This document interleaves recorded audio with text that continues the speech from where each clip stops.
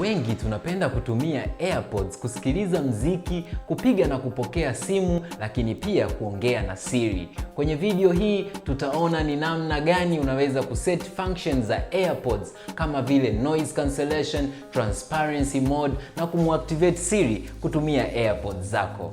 Kwanza, huku Airpods zako zikiwa karibu na iPhone yako, fungua charging case ya Airpods zako. Baada ya hapo, fungua settings kwenye iPhone yako, tap hapo kwenye Airpods zako.